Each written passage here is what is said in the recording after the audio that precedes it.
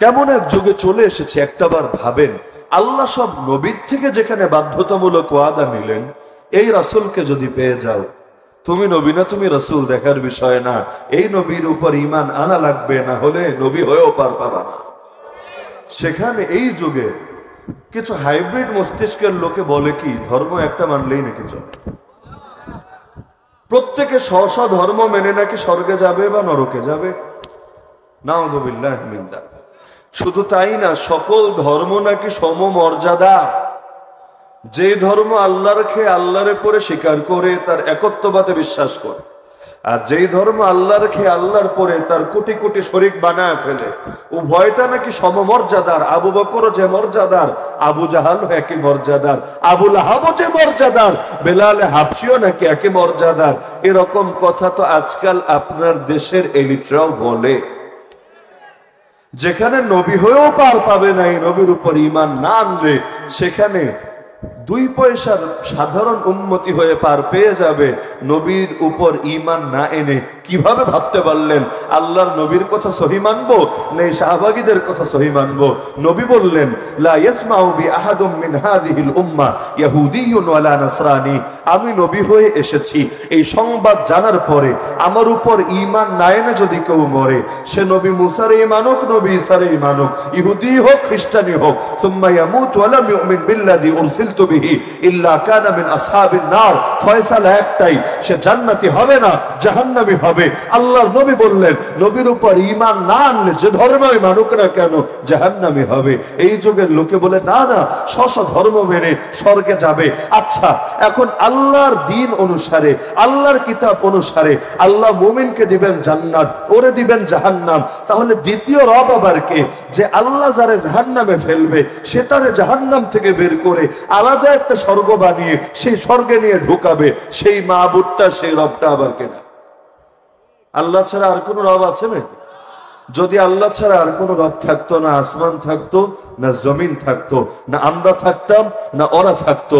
কারণ ওদের রব চাইতো ওদেরকে জিতিয়ে দিতে, আর আমাদের রব চাইতেন জমিনের মধ্যে ইসলামকে বিজয়ী করতে। এখন তো মানুষে মানুষে মায়ের পেট লাগে, তখন তো রবে রবে মায়ের পেট লেগে আসমান জমিন সবে বরবাদ হয়ে যেত। আল্লাহ নিজেই যুক্তি দেখিয়েছেন কোরআনে, লাউ কানা ফীহিমা আলিহাতুন ইল্লাল্লাহ লাফাসাদাতা। আসমানে বা জমিনে এক আল্লাহ ছাড়া যদি আর কোন উপাস্য থাকতো, আসমানও বরবাদ হয়ে যেত, জমিনও বরবাদ হয়ে যেত। এক দেশে 2 রাজা চলে না, তাহলে একই দুনিয়ার মধ্যে 2 খোদা কেমনে চলবে? তা আল্লাহ নবী ঈসা আলাইহিস সালাম আসবেন, কোনো সন্দেহ নেই, কিন্তু এসেও তিনি আমার নবীর উপর ঈমান আনবেন না, তার দ্বীনকে সাহায্য করবেন না। এ কারণেই তিনি আসবেন, তবে নবী হিসাবে না, খলিফা হিসাবে। নবুয়ত বহাল আছে, সন্দেহ নাই, কিন্তু খেলাফত করবেন আমার নবীর। এই যুগের লোকেরা খেলাফত লজ্জা পেতে পারে। খেলাফত শব্দও তো আজকাল হয়ে গেছে জঙ্গিবাদী, উগ্রবাদী, মৌলবাদী শব্দ। খেলাফত শব্দ শুনলে ডর লাগে না? লাগে না মানুষের? হায় আল্লাহ, এটা আবার কি জিনিস? এটা মনে হয় কোনো ভয়ঙ্কর বিষয়। মুসলমান, আল্লাহর দ্বীনের বিধান হয়ে গেল ভয়ঙ্কর, আর কাফেরদের দ্বীনের বিধান হয়ে গেল তোমার কাছে সুখকর। তাহলে তোমার নিরাপত্তার মালিক কে? আগে তো ছিল আল্লাহ, নতুন করে কি কাফেরদেরকে নিজের মাবুদ বানায় নিলা, যে ওদের দ্বীনের মধ্যেই তুমি সুখ খুঁজে পাবা, ওদের দ্বীনের মধ্যেই তুমি শান্তি খুঁজে পাবা?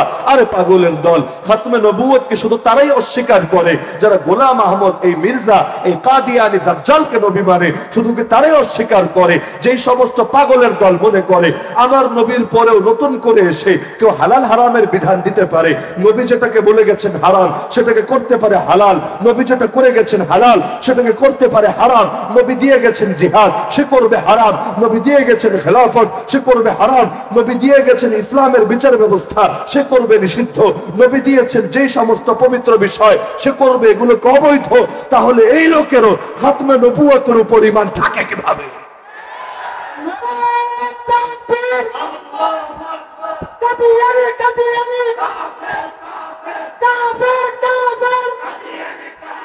সংসদে আইন চাই, নবীর প্রিয় নবী নাই, কাদিয়ানি কাদিয়ানি, নারায়ে তাকবীর।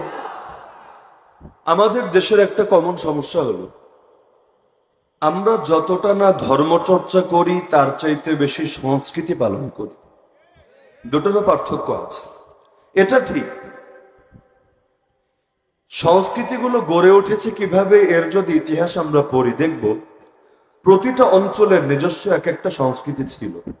ইসলাম আসার আগেও ছিল, কিন্তু ইসলাম যখন কোনো এলাকায় প্রবেশ করেছে ধরে ধরে তার সব সংস্কৃতিকে আমূল পরিবর্তন করে দিয়েছে এমন না, বরঞ্চ ইসলাম এসে তাকে একটা ফিল্টার দিয়েছে। ফিল্টার বুঝেন তো? ফিল্টারের কাম কি? ময়লাগুলোরে ছেঁকে উপরে রেখে দেওয়া, ভালোগুলোরে নিচে ফেলে দেওয়া। আপনাদের যাদের বাসায় ফিল্টার আছে, বাসায় হয়তো পানিতে আয়রন, ফিল্টার ব্যবহার করেন, সুবিধা কি হয়? ফিল্টারটা ছেঁকে ছেঁকে বিশুদ্ধ পানিগুলোকে নিচে ফেলে আর ময়লাগুলোকে উপরে রেখে দেয়। তো এখন আল্লাহর দিন ইসলাম যেই যেই এলাকায় প্রবেশ করেছে, প্রতিটা এলাকার মানুষদের হাতে, মুসলমানদের হাতে একটা করে ফিল্টার, একটা করে কষ্টি পাথর ধরিয়ে দিয়েছে। তো তোমার যে দেশীয় সংস্কৃতি আছে, তুমি এটাকে মাপো, এটাকে পরখ করো, এটাকে ফিল্টারিং করো কোরআন দিয়ে, সুন্নাহ দিয়ে, নবীর আদর্শ দিয়ে, আল্লাহর দ্বীন আর শরীয়ত দিয়ে। যেটা যেটা মিলে তুমি রাখো, দোষের কিছু নাই। যেটা মিলে না তুমি এটাকে পরিত্যাগ করো। তাহলে তোমার দেশীয় সংস্কৃতি নতুন ধর্ম হয়ে যাবে না। ইসলামের মোকাবেলায় এটা আলাদা একটা ধর্মের রূপ পরিগ্রহ করবে না। এই যুগে এসে যেমন হয়েছে, অনেকে বাঙালি সংস্কৃতিকে এমন ভাবে পূজা করা শুরু করেছে যে এটাকে ইসলামের মোকাবেলায় দাঁড় করিয়ে দিয়েছে। এসে প্রশ্ন করবে তুমি বাঙালি নাকি মুসলিম, অথবা তুমি আগে বাঙালি নাকি আগে মুসলিম। এ আগে আর পরে এই প্রশ্নগুলো কেন টানা হচ্ছে? অথবা বাঙালি আর মুসলিম দুটোকে প্রতিপক্ষ কেন বানানো হচ্ছে? এক জায়গায় ধর্মকে টানা যাবে, এক জায়গায় ধর্মকে টানা যাবে না, এরকম আজগুবি আর উদ্ভট কথাবার্তা কেন বলা হচ্ছে? ধর্মই যদি তার মতে হয় ইসলাম শান্তির ধর্ম, তাহলে শান্তি মেনে নিতে এই মুরগি চোরা, গরু চোরাদের আপত্তিটা কোথায়? ওরা কি তাহলে অশান্তি চায়? ওরা একদিকে বলবে ইসলাম শান্তির ধর্ম, আরেকদিকে বলবে সব জায়গায় ইসলামকে টেনো না। তো ইসলাম না টানার মানে শান্তি না টানা, শান্তি না টানার মানে অশান্তি বিরাজ করা। ওরা কেন জমিনে অশান্তির পক্ষে দালালি করে? তো দেশীয় সংস্কৃতি যতক্ষণ ইসলামের সাথে সাংঘর্ষিক না হয় চলতে পারে, কিন্তু যদি ইসলামের সাথে এটাকে সাংঘর্ষিক হিসাবে দাঁড় করানো হয় তখনই তো আপত্তি জাগে। তা আমরা কিভাবে ইসলাম চর্চার চাইতে সংস্কৃতির অনুসরণ বেশি করি, এর হাজারো উদাহরণ দেওয়া যাবে। দুই একটা উদাহরণ আমি আপনার সামনে দিই। একটা উদাহরণ হলো বিয়ে। বিয়ে ইসলামের বিধান না, যেন তেন বিধান কিন্তু না, অত্যন্ত গুরুত্বপূর্ণ বিধান। যে বিয়ে করলো ঈমানকে পরিপূর্ণ করলো, বিয়েকে অর্ধেক দিন বলেছেন আল্লাহ নবী সাল্লাল্লাহু আলাইহি ওয়াসাল্লাম। এটাকে যেন তেন ব্যাপার নাকি? অর্ধেক দিন আর অর্ধেক ঈমান। তার মানে আল্লাহ নবীর এমন একটা আদর্শ, যে আদর্শ থেকে চাইলেও কেউ মুখ ফিরিয়ে নিতে পারবে না। আর নিকাহু মিন সুন্নতি ফামান রাগিবা আন সুন্নতি ফালাইসা মিন্নি। নবী বলেন বিয়ে হলো আমি নবীর সুন্নাহ, যে আমার সুন্নাহ থেকে মুখ ফিরিয়ে নিব আমার উম্মতি না। তো ইসলামের এমন গুরুত্বপূর্ণ বিধান, বিয়ে কিন্তু সবার জন্য সুন্নাত এমন না, কারো কারো জন্য ফরজ, কারো জন্য ওয়াজিব, কারো জন্য সুন্নাত, কারো জন্য মাকরুহ, কারো জন্য হারাম। সাধারণ অবস্থায় সুন্নাত, কিন্তু ব্যক্তি বিশেষে বিধানে পরিবর্তন হয়। কখনো বাড়তে বাড়তে ফরজ হয়, কখনো নামতে নামতে হারাম হয়। কার জন্য ফরজ, কার জন্য ওয়াজিব, কার জন্য সুন্নাত, যে ব্যালেন্সে আছে, গুনাহ করছে না। বিয়ে ছাড়াও সে নিজেকে পাপের পথে চালাচ্ছে না। তবে বিয়ে করলে নজরকে হেফাজত করা তার জন্য আরো সহজ হবে। বিয়ে করলে অন্তর থেকে খারাপ চিন্তা দূরে রাখা আরো সহজ হবে। বিয়ে করলে লজ্জাস্থানকে সব ধরনের পাপ থেকে মুক্ত রাখা, নিরাপদ রাখা তার জন্য আরো সহজ হবে। এই জাতীয় ব্যক্তির জন্য বিয়ে সুন্নাত। কিন্তু যেই ব্যক্তির প্রবল আশঙ্কা, আমি যদি বিয়ে না করি, প্রবল আশঙ্কা, ধরেন আমার 80% 90% আশঙ্কা আমি গুনাহ মুক্ত থাকতে পারবো না। ফেসবুক চালাতে গেলেও গুনাহ করব, ইউটিউবে ঢুকলেও গুনাহ করব, চ্যাটিং এ গেলেও গুনাহ করব, ব্রাউজিং এ গেলেও গুনাহ করব, বাসায় টিভি থাকলেও গুনাহ করব। কিছু যদি না থাকে, রাস্তায় বের হব শপিং করতে অথবা বিকালে হাঁটতে, তখনও গুনাহ করব। এমনকি আমি যখন নামাজে যাব বাসা থেকে, অথবা নামাজ পড়ে বাসায় ফিরবো, তখনও গুনাহ করব। চোখ দিয়ে গুনাহ করব, কান দিয়ে গুনাহ করব, জিহ্বা দিয়ে গুনাহ করব, দিল দিয়ে গুনাহ করব। গুনাহ আর গুনাহ আর গুনাহ, প্রবল আশঙ্কা। এমনকি এই আশঙ্কাও সে করছে যে এটা আর শুধু শুধু এখন এগুলোতে সীমাবদ্ধ থাকবে না, এটা দুই একদিন আগে বা পরে চূড়ান্ত ধাপে উপনীত হয়ে যেতে পারে, হারাম রিলেশন ফিজিক্যাল রিলেশনের দিকেও গড়াতে পারে। সে প্রবল আশঙ্কা অনুভব করছে, তার জন্য বিয়ে করা ওয়াজিব হয়ে যাবে। আর আরেকজন প্রবল আশঙ্কা নিশ্চিত বিয়ে না করলে সম্ভবই না, আমি লিপ্ত হবই হব, দুনিয়ার কোন হুজুরের বয়ান আমার এটা থেকে বাঁচাতে পারবে না। কারণ পেটের ক্ষুধা যেমন বয়ান দিলেই ক্ষুধা নাই হয়ে যায় না, একইভাবে যৌন ক্ষুধাও যদি জাগে খালি মিষ্টি মিষ্টি বয়ান দিলেই সব ক্ষুধা দূর হয়ে যায় না। পেটে ক্ষুধা লাগলে একবেলা আগে খান বা একবেলা পরে খান, খাবার আপনার খাওয়াই লাগে। তো যৌন ক্ষুধা যদি জাগে এটা ভেবেই কারণ নাই, হ্যাঁ চিল্লায় পাঠায় দেই, পিসাবের মরিদ বানায় দেই, মাদ্রাসায় ভর্তি করায় দেই, অথবা হুজুরের সঙ্গে খেদমতে দিয়া দেই, ব্যাস আর বাকি জীবন আর কোনো পেরেশানি করা লাগবে না, এমনি জীবন কাটায় দিতে পারবে। এটা কি সঠিক বুদ্ধি হবে না বোকামি হবে? তো এখন যেই ব্যক্তি নিশ্চিত যে বিয়ে না করলে গুনাহ হবেই হবে, তার জন্য ফরজ। যেই ব্যক্তি প্রবল আশঙ্কায় আছে বিয়ে করলে বউয়ের হক আদায় করতে পারবে, সেটা শারীরিক হকই হোক অন্য হকই হোক, তার জন্য বিয়ে করা মাকরুহ। যে নিশ্চিত, তথ্য প্রমাণের দ্বারা নিশ্চিত আমার দ্বারা বউয়ের হক আদায় করা সম্ভবই না, আমি অযথাই একটা মেয়েকে আরো বিপদের মুখে ফেলবো, তার কবিরা গুনাহের পথ খুলে দিব, সামাজিকভাবেও তাকে লাঞ্ছিত করতে আমি একটা দরজা খুলে দিব, তার জন্য বিয়ে করা জায়েজ নেই, হারাম। তো সাধারণ অবস্থায় সুন্নাত, ব্যক্তি ভেদে এটার মধ্যে পরিবর্তন আসে। তো বিয়ে এতটা গুরুত্বপূর্ণ বিষয়, কিন্তু আমাদের দেশের লোকে কয়জনে বিয়েকে এরকম ইবাদত মনে করে, সুন্নাত মনে করে করে, আর কয়জনে কালচার মনে করে করে। আরে বিয়ে তো মার্কিনিরাও করে, যারা কোনো ধর্ম মানে না সেই নাস্তিকরাও করে। কেন? অনেকটা ফর্মালিটির মতো এটা, একসঙ্গে থাকলে এভাবে একটা বোঝাপড়া হলে সহজ হয়। মজা আগেও নিয়েছে, মজা পরেও নিচ্ছে, আগেও বহুগামী ছিল, পরেও হয়তো বহুগামী হয়ে জীবন কাটিয়ে দিয়েছে। মনে চাইলো 2 মাস সংসার করলো, আবার আলাদা হয়ে আরেকজনের সঙ্গে 10 মাস কাটালো, ইদ্দাত পালন হলো কি হলো না এগুলোর কোনো খবর নাই, এভাবে জীবন যাপন করছে। যার কারণে অনেকে যৌবন শেষ করে তারপর বিয়েতে আবদ্ধ হচ্ছে। এখন তো বাংলাদেশে ওই সংস্কৃতি আসতে শুরু করেছে। পোলার বয়স 30, কই না এখনো নিজের পায়ে দাঁড়ায় নাই, এখনো তার একজনের পায়ে দাঁড়ায়, বিয়ের বয়স হয় নাই, আরো কিছু বয়স হোক। মেয়ের বয়স 25, না এখনো তো লেখাপড়া শেষ করে নাই, বিসিএসটা দেখ, মাস্টার্সটা কমপ্লিট করুক, ক্যারিয়ারটা করুক, চাকরিতে একটু সফলতা আনুক, নিজের পায়ে দাঁড়াক, তারপর আমরা বিয়ের ব্যবস্থা করব। কিন্তু একটাবার চিন্তা করে না, নিজের পায়ে দাঁড়াতে গিয়ে আরো কতজনের পায়ে শুয়ে পড়েছে, ওটা ভাবার সময়ও তো তাদের নেই। তো এভাবে চলছে আর চলছে। তো ফর্মালিটি হিসাবে বিয়ে তো নাস্তিকরাও করে, বিয়ে তো কাফের মুশরিকরাও করে। এমনও তো দেখা যায় যে বাচ্চা 3টা-4টা হয়ে গেছে, এরপর এসে বিয়ে করছে। এতকাল ছিল বয়ফ্রেন্ড, গার্লফ্রেন্ড, জাস্ট ফ্রেন্ড, এখন দীর্ঘকাল যাওয়ার পরে 3টা বাচ্চা নিয়ে তারপর বিয়ে করে। বাচ্চারাও আবার বিয়েতে তাদেরকে অভ্যর্থনা জানায়, তাদেরকে স্বাগতম জানায়।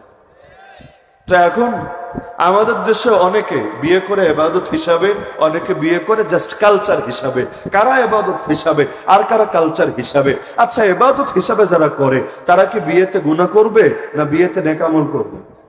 কারণ বিয়ে তো করেছেই সে নিজের ইমানকে আর আমলকে বাঁচানোর জন্য। তো ইমান আমল বাঁচানোর জন্যই যদি বিয়ে হয়, সেই বিয়েতেই কি আর ইমান আমল নষ্ট করার পরিবেশ সে কায়েম করবে? যেমন নামাজ পড়েন কেন? নামাজ পড়েন ইমান আমলের মজবুতির জন্য। তো নামাজে গিয়ে কি গান বাজনা করেন? নামাজে যখন যান তখন কি নারী পুরুষ ফ্রি মিক্সিং করেন? নামাজে যখন যান হিন্দুয়ানি সংস্কৃতি অনুসরণ করেন।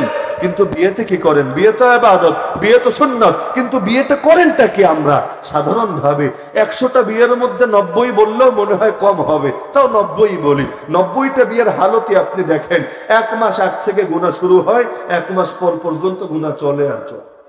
কত হাজার গুনাহ যে করে এটা যারা বিয়ে করেছে ওরাও বলতে পারবে না, যারা ওদের অভিভাবক তারাও বলতে পারবে না। এক একটা বিয়ে যেন জাহেলিয়াতের এক একটা মহড়া। কষ্ট পাচ্ছেন নাকি? অনেক বিয়ে দেয় কিসের জন্য? সুখের জন্য না, নাকি অন্য কোনো মাকসাদে? ছেলেটাও সুখী হোক, মেয়েটাও সুখী হোক, জীবনটা তাদের আরামে আনন্দে কেটে যাক। যেই বিয়ে শুরুই করলেন আল্লাহরে নারাজ করে, সেই বিয়েতে আপনাকে সুখ দিবে কোন খোদা আমারে বলে? সুখের মালিককে? তা আল্লাহ যদি সুখের মালিক হয়, আল্লাহর রাজি করলে সুখ পাবেন না বেজার করলে সুখ পাবেন? তো এই যে গান বাজনা করেন, এই যে গায়ে হলুদের ব্যবস্থা করেন, এই যে যৌতুক প্রথার অনুসরণ করেন, এই যে বিয়েতে বেড়াবেড়ি সবার ফ্রি মিক্সিং এর পথ খুলে দেন, সবাই সাজুগুজু করে আসবে, একজনের বিয়েতে এসে আরো 10 জনের যাতে হবু বিয়ের পথ খুলে যায়, অনেকে যাতে মনের মানুষ পাওয়া যায়, এই রকম পরিবেশ যারা করে দিচ্ছেন, এগুলো করে দেওয়ার দ্বারা আপনারা কি আল্লাহরে রাজি করছেন না বেজার করছেন? যদি বেজার করেন সুখ দিবে কে আমারে বলেন না। এখন যে আফসোস করেন বাংলাদেশে তালাকের হার বেড়ে গিয়েছে, ডিভোর্সের হার বেড়ে গিয়েছে, গ্রামের তুলনায় শহরে বেড়েছে, অশিক্ষিতের তুলনায় শিক্ষিতদের মধ্যে বেড়েছে, পর্দানশীলদের তুলনায় বেপর্দাগুলোর মধ্যে বেড়েছে। কেন? এমনি এমনি হয়েছে? বনিব না হয় না, মনোমালিন্য লেগেই থাকে। লাগবে না কেন রে পাগলা? খুশি করবে ইবলিস রে, খুশি করবে নফস রে, আর সুখ আর শান্তি চাইবে আল্লাহর কাছে। কেমনে সম্ভব এটা বল না?